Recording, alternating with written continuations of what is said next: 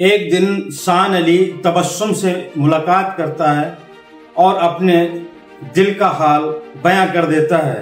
तबस्सुम से अपना इजहार कर देता है।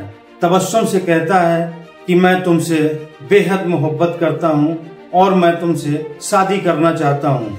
अगर तुम मुझसे शादी कर लोगे तो मैं तुम्हारा हर हाल में ख्याल रखूँगा और तुम्हें अच्छे से अपनी बीवी बनाकर रखूँगा। वहीं पर शान अली जब ये अपनी मोहब्बत का इजहार कर रहा था तो तबस्सुम खामोशी से बस उसकी तरफ देख रही थी और उसकी बातें सुन रही थी और हर एक कही गई बात शान अली की तबस्सुम को अच्छी लगी और तबस्सुम भी सोचने लगी कि जब शान अली सामने से आकर अपनी मोहब्बत का इजहार कर रहा है और मुझे खुश रखने का दावा कर रहा है तो मैं क्यों न इससे शादी कर लूं। और वो इस बात पर शादी पर राजी भी हो जाती है। लेकिन वहीं पर तबस्सुम शान अली के मासूम चेहरे पर छिपे हुए शैतान को नहीं देख पाती और उससे शादी करने पर राजी हो जाती है और इन दोनों की शादी हो भी जाती है।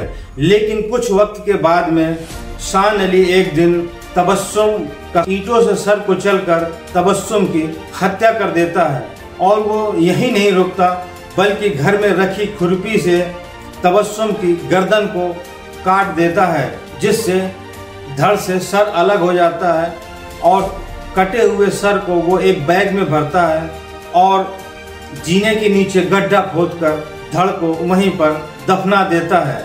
और फिर उसके बाद में तबस्सुम का मोबाइल लेता है और उसको स्विच ऑफ कर लेता है और कटे हुए सर को बैग में रखकर घर से वो पैदल निकल जाता है और नदी के किनारे जाकर उस सर को फेंक देता है। इस तरीके से तबस्सुम का धड़ कहीं था और सर कहीं था और ये सब उसने पुलिस से बचने के लिए किया था। लेकिन जब ये मामला पुलिस तक पहुंचता है तो शान अली पुलिस से बच नहीं पाता और एक दिन वो पुलिस की गिरफ्त में आ जाता है। तो सवाल ये निकल कर आता है कि आखिरकार जब शान अली तबस्सुम से इतनी बेइंतहा मोहब्बत करता था और अपनी मर्जी से तबस्सुम से शादी की थी तो फिर इसके पीछे क्या कारण था कि उसने तबस्सुम की इतनी बेरहमी से हत्या कर दी। और फिर जब उसने कत्ल करने में इतना एहतियात बरता और इतनी होशियारी से सब कुछ सारे पूरे काम को अंजाम दिया तो फिर वो पुलिस के हत्थे कैसे चढ़ गया। तो ये सब हम आपको बताएंगे कि कैसे वो पुलिस के हत्थे चढ़ा और तबस्सुम को कत्ल करने के पीछे का मकसद क्या था और उससे शादी करने के भी पीछे का मकसद क्या था। तो पूरा मामला हम बताएंगे आपको विस्तार से। आदाब, नमस्कार, मैं हूं मुबीन खान। आज की जो सच्ची घटना की कहानी है वो कहानी है उत्तर प्रदेश के मुरादाबाद की और उसी मुरादाबाद का एक थाना लगता है मंझोला थाना और उसी मंझोला थाने के अंतर्गत एक जगह आती है टीपी नगर जन्नत बाग और उसी जन्नत बाग में शान अली अपने बीवी और बच्चों के साथ में रहता था। उसकी पत्नी तबस्सुम उसके साथ में रहती थी और शान अली पेशे से एक ट्रक ड्राइवर था। अभी पिछले महीने अप्रैल में वो अपने मायके पास में ही भरतपुर के पास में चूहा नगला है वहां की वो रहने वाली थी और वो अपने मायके गई हुई थी।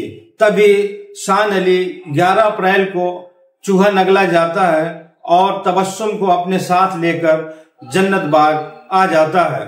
और उसके कुछ दिन बाद तबस्सुम की माँ पूनम का फोन आता है शान अली के फोन में और वो पूनम पूछती है कि तबस्सुम कहाँ है, तबस्सुम का फोन नहीं लग रहा। तभी शान अली अपनी सास पूनम से कहता है कि वो 12 अप्रैल को घर से ये कहकर निकल गई थी कि मैं अपने मायके अपनी माँ के पास जा रही हूँ और फिर मैं भी ट्रक लेकर मैं घर से बाहर निकल आया था और उसके बाद फिर मेरी भी बात नहीं हुई और मुझे भी पता नहीं है कि तबस्सुम कहाँ गए। वहीं पर पूनम की माँ को ऐसा लगता है कि जैसे उनकी बेटी लापता हो गई हो। तभी वो थाने जाकर गुमशुदगी की रिपोर्ट दर्ज कराती है और बताती है कि उनकी बेटी तबस्सुम जिसकी उम्र लगभग 40 साल है वो 12 अप्रैल से लापता है। तभी पुलिस तबस्सुम की गुमशुदगी की रिपोर्ट लिख लेती है और फिर तबस्सुम के बारे में पूनम से जानकारी लेती है। तभी पूनम बताती है कि दरअसल तबस्सुम की ये दूसरी शादी है। आज से 21 साल पहले उसकी शादी आसिफ से हुई थी, जो कि आसिफ करला का रहने वाला है और उससे 5 बच्चे भी हैं, जिसमें 4 बेटे और 1 बेटी है। बड़ी बेटी की उम्र लगभग 15 साल के आसपास है। लेकिन वहीं पर आज से 3 साल पहले आसिफ की बीमारी से चलते मौत हो गई थी और मेरी बेटी तबस्सुम विधवा हो गई थी। लेकिन उसके 5 बच्चे थे और टीपी नगर के जन्नत बाग में उसने अपना एक छोटा सा 50 गज का मकान बना लिया था। लेकिन उस मकान की हालत बहुत अच्छी नहीं थी। उस मकान पर ना तो प्लास्टर था और ना ही फर्श बना हुआ था, क्योंकि पति आसिफ की मौत हो जाने के बाद में फिर पूरी जिम्मेदारी तबस्सुम के ऊपर आ गई थी। तो इसलिए तबस्सुम को अपने बच्चे भी पालने थे, तभी वो मेहनत मजदूरी करके अपने बच्चों को भी पाल रही थी।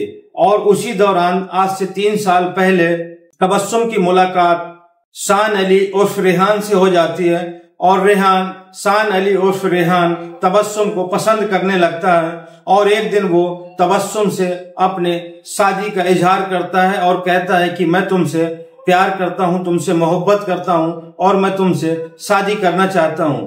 तभी तबस्सुम ने शान अली से ये कह के बात को टाल दिया था कि पहले मैं अपने घर वालों से बात करूंगी, इसके बाद में फिर मैं कोई फैसला लूंगी। जब उसने ये बात हमसे बताई कि शान अली उर्फ रेहान मुझसे शादी करना चाहता है और मुझे हर खुशियां देने के लिए वो तैयार है, तभी हम लोग भी राजी हो गए कि अभी बहुत ज्यादा उम्र नहीं है और पूरी जिंदगी तबस्सुम की पड़ी है और अगर उसको चाहने वाला पति मिल रहा है तो फिर तबस्सुम को शादी कर लेनी चाहिए। और हमने भी हाँ कर दी। तभी तबस्सुम ने शान अली से शादी कर ली थी। लेकिन वहीं पर अब 12 अप्रैल से तबस्सुम लापता हो गई है।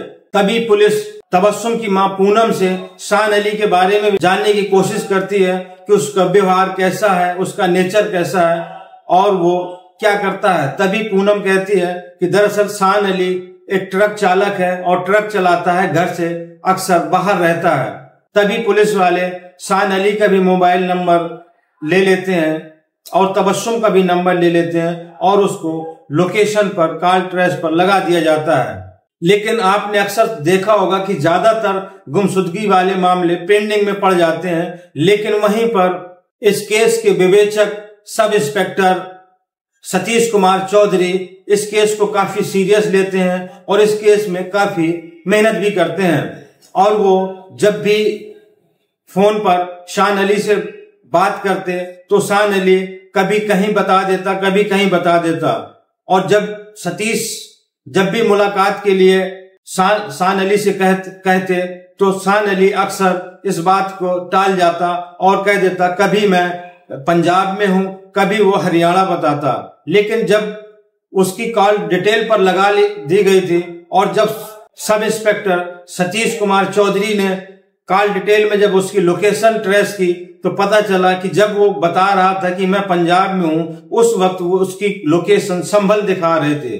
और वहीं पर जब उसने बताया कि आज मैं हरियाणा में हूं, तब उसकी लोकेशन चंदौसी दिखा रही थी। वहीं पर पुलिस को कहीं ना कहीं शान अली के ऊपर भी शक हो जाता है और फिर लगातार उसकी लोकेशन ट्रेस की जाती है और फिर एक बार उसकी लोकेशन पश्चिम बंगाल दिखा रही थी। लेकिन वहीं पर बीच बीच में तबस्सुम का भी फोन भी एक्टिव होता और उसकी भी लोकेशन अलग अलग दिखाई दे रही थी। वहीं पर पुलिस कंफ्यूज हो जाती कि आखिरकार तबस्सुम का भी फोन कभी बीच बीच में चालू होता है और उसकी लोकेशन भी बदलती रहती है। लेकिन फिर भी इसके बावजूद भी सब इंस्पेक्टर सतीश कुमार चौधरी इस केस की तह तक जाना चाहते थे।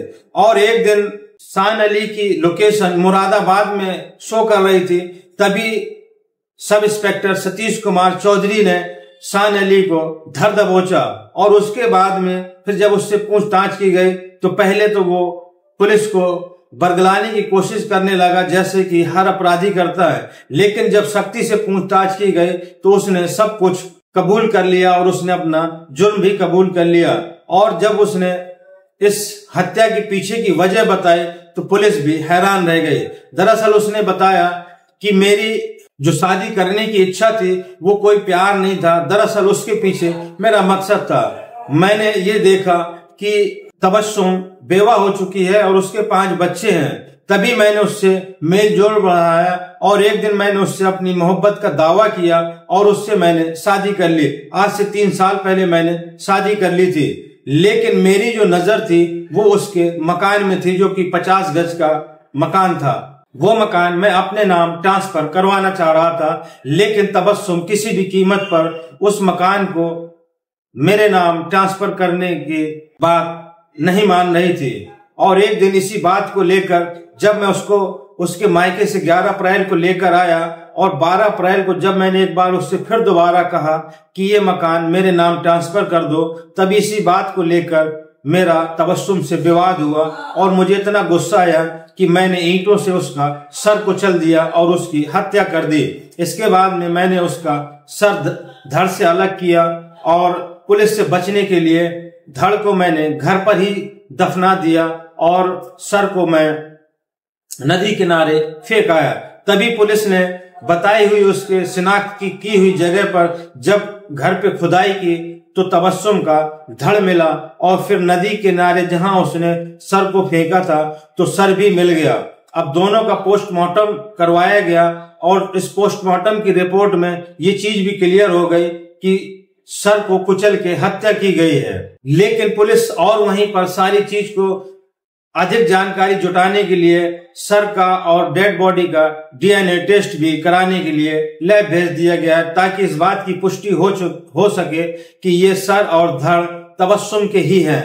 और वहीं पर शान अली को हिरासत में लेके न्यायालय में पेश किया और न्यायालय से फिर सोमवार को शान अली उर्फ रेहान को जेल भेज दिया गया है। तो दोस्तों, ये थी आज की सच्ची घटना की कहानी। ये घटनाक्रम सुनाने का मकसद किसी को आहत करना या किसी को परेशान करना नहीं, बल्कि आप लोगों तक सच पहुंचाना और आप लोगों को जागरूक करना है। तो दोस्तों, वहीं पर शान अली की कोई मोहब्बत नहीं थी, उसके पीछे एक लालच छुपी थी और तबस्सुम के 50 गज के मकान को वो हड़पना चाहता था और इसीलिए उसने झूठी मोहब्बत का दावा किया और फिर पुलिस से बचने के लिए ये पूरा खेल खेला, लेकिन वो पुलिस से बच नहीं पाया। तो दोस्तों, जो भी आपकी राय हो कमेंट बॉक्स में अपनी राय जरूर दें।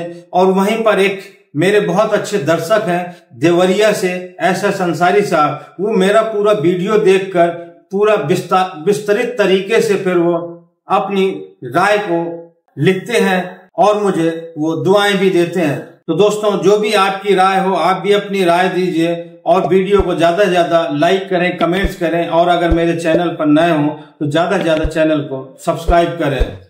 और दोस्तों, ये भी बताएं कि आप ये मेरा वीडियो कहां से देख रहे हैं। तो मिलते हैं अगले वीडियो में नई कहानी के साथ। जय हिंद।